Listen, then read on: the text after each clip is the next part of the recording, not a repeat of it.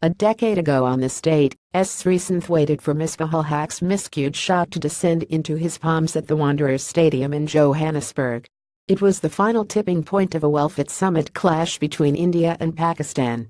As the crowd twitched nervously, the catch was taken, and the inaugural ICC World T20 title belonged to Mahendra Singh Dhoni and his men. Thinking differently, the 5-run win added ballast, mortar, and stardust to the evolving legendary status of Dhoni.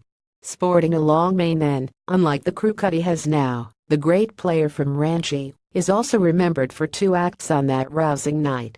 One showed ingenuity as he gave the last over to an unsung Joginder Sharma, the second displayed spontaneity as he gifted his shirt to an eager fan. The blend of stupendous deeds and simple acts that defines Dhoni continues to this day. If the 1983 World Cup triumph at Lord's galvanized cricket in India, making it the most popular sport from Kashmir to Kanyakumari, and also lent it commercial heft, the after-effects of the 2007 victory were felt on a larger scale. Until that seminal moment, the Board of Control for Cricket in India (BCCI) remained ambivalent towards T20s. Even the squad that Dhoni helmed was made conspicuous by the absence of Sachin Tendulkar, Sourav Ganguly and Rahul Dravid as the big three preferred to rest. Their slots came in handy for some youngsters like Rohit Sharma to strike root.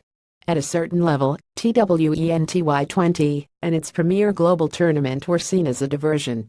But once Dhoni seized the cup and cricket's shortest format showed that it was high on adrenaline and had the potential to widen its demographic base, the BCCI could no longer deny its worth. There was also the need to deal with a rebel entity, the Indian Cricket League (ICL). Once the men in blue covered themselves in glory in South Africa, the BCCI saw an opportunity in T20s and found the necessary encouragement to launch the Indian Premier League in 2008. Shifting, perhaps there was an underlying quest for revenge too, as the IPL cannibalized the ICL. In the history of abridged cricket, the IPL's inception was as shape-shifting as the World Series engineered by Kerry Packer in Australia from 1977 to 79.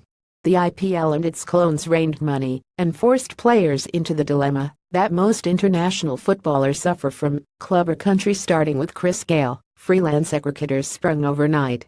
But that was the least of the game's headaches as the IPL spot-fixing crisis in 2013, where allegations surfaced against Sreesanth and company, and which also showed a few franchise owners in poor light, flung a dagger into Indian cricket's heart.